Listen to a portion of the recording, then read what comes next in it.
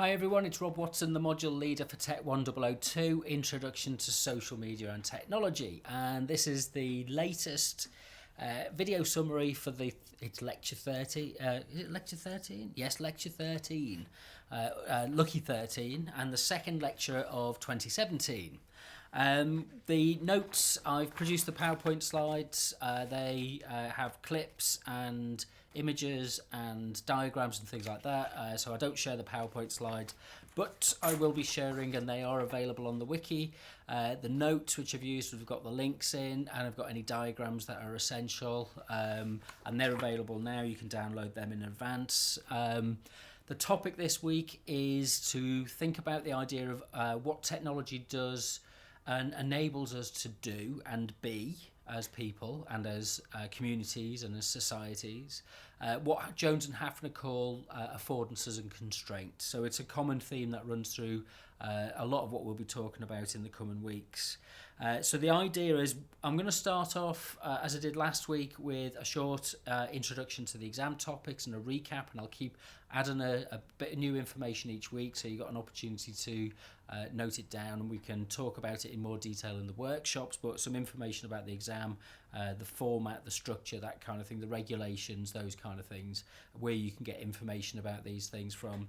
That'll be at the start of the session, and then we'll move into the lecture itself, and we're thinking about the way that technology gives us an ability to extend ourselves in that kind of McLuhan-esque way. So, you know, the extensions of our capabilities through technology, but also it kind of in the process, and this is what Jones and Hafner suggest, is that it reveals the enablement. It reveals something about ourselves, and it reveals something about the world, the social world in which we're part of.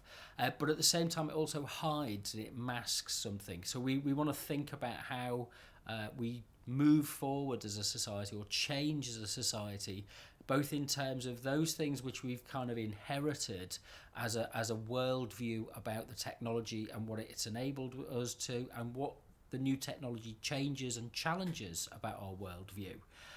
It constrains things, technology, as much as it enables things. So we don't want to essentialize technology. We want to ask, how is it used and how is it useful in a social context? So one of the examples for this is things like the telegraph, the introduction of the telegraph and the impact that had on things like reducing distances, enable people to communicate instantly across continents. We'll look at the idea of time, particularly as our main focus.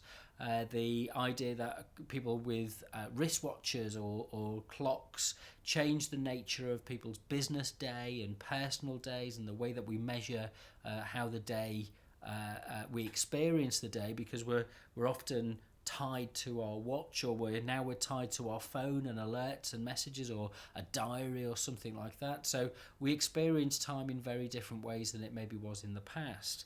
And also things like the telephone was, we think of our social media experience at the moment as being really kind of profoundly changing, profoundly different.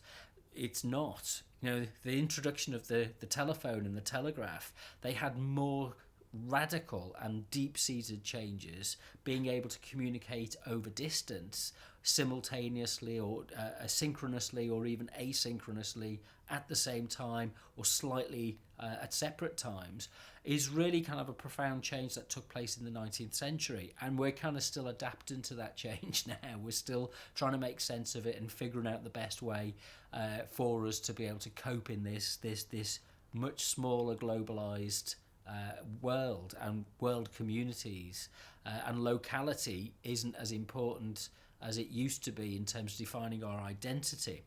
So we'll look at the idea of how this shift from a previously, if you like, hierarchical form of organisation of society has shifted to a more horizontal form, and it's changed things about the way we use language, our relationship between people who we might regard as experts and people who we might regard as amateurs. It's not so clear-cut anymore. The role of participation in our media is one thing that is radically different from the kind of 20th century model of mass media.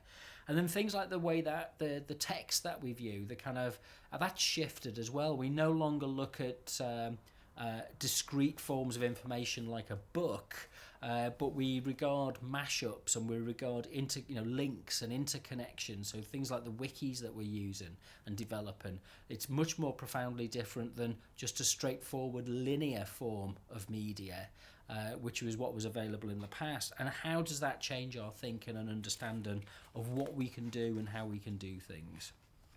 So we'll look at this through some examples. We'll think about the kind of behaviours and the kind of, the accomplishments that we can achieve with technology and how they've shifted and our expectations have shifted, and maybe how we manage them as well. On the wiki, the reading is listed for this week, and it's the chapter 1 in the Jones and Hafner book, which is Mediated Me. Also, there's a television program you can watch via the Boxer broadcast, which is a really excellent program. It doesn't sound like it. It's about trains, but it's about how the railways brought in the idea of a national identity based around a standardised time system. You can't run a railway system when 12 o'clock in London is different from 12 o'clock in Coventry. It just can't work that way. So the standardisation that time management brought about through something like the railway system that happened in the 19th century. It's a really fascinating programme. So all the notes are available on the wiki, and I'll see you at the lecture on Thursday morning.